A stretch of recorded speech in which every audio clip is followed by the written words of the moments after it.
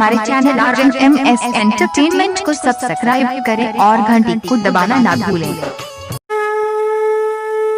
प्रेम से बोलो दुर्गा भवानी की।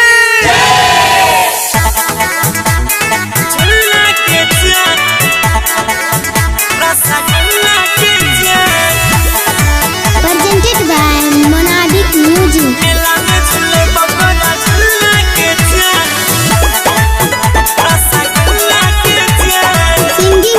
Singing by Gaurav Thakur. Pin के डर से जान पीला मेला देखबै घूमी 3-4 जिला मेला देखबै घूमी 3-4 रानी। आई है पिन के डर से जान पीला मेला देखबै घूमी 3-4 जिला 3-4 जिला। करी है बेसी न गेलेट करबो गाछी लंगा वेट करी है बेसी न गेलेट करबो गाछी लंगा वेट सहेली के लेके आई है नहीं अकेला के जान मेला में झूले तोरा झूला के जान भारतम खिले रसगुल्ला के जान मेला में झूले तोरा झूला के जान भारतम खिले रसगुल्ला के जान। Sai Recording Studio, Delhi.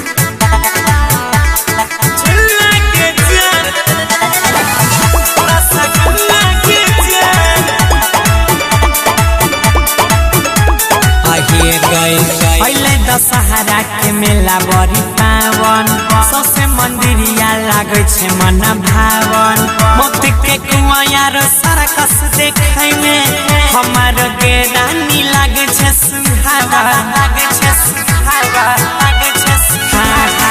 पहले दशहरा के मेला बड़ी पावन सौसे मंदिरिया लागे छे सुहावन मनिहारी के दुकान घुरैबा लागत देखे में बहुते सुहावन बहुते सुहावन। मजा लेबै भारपुर चारो बगल घूरे घूरे मजा लेबै भारपुर चारो बगल घूरे घूरे हाथ पकड़ी चलबै खुलम खुला के जान मेला में झूले तोरा झूला के जान भारतम खिले रसगुल्ला के जान मेला में झुलाई देबो झूला के जान भारतम खिले रसगुल्ला के जान।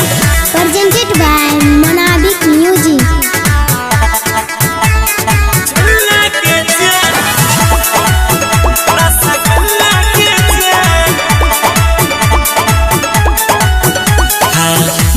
घुमै के मिलल छै आजादी सगरे गूंजै छै जय माता दी संगे संगे माई के दर्शन करैबा मंदिर में जाय के खिलेबो परसादी खिलेबो परसादी सादी आइए गई मेला देखै के मिलल छै आजादी सगरे गूंजै छै जय माता दी सुपौल मैया के दर्शन करै के पंडित जी से हम दिले बपार शादी हमारे आइस का हो बातें रहते गौरव के साथ गुड्डू सन्नी का हो बातें रहते हनियों के साथ नौमी दीना झूठे सौसे मुहल्ला के जान मेला में झूलाऊंगा मैं झूला जान खूबे खिलाऊंगा रसगुल्ला जान मेला में झुलाई देबो झूला के जान भारतम खिले रसगुल्ला के जान। Recording by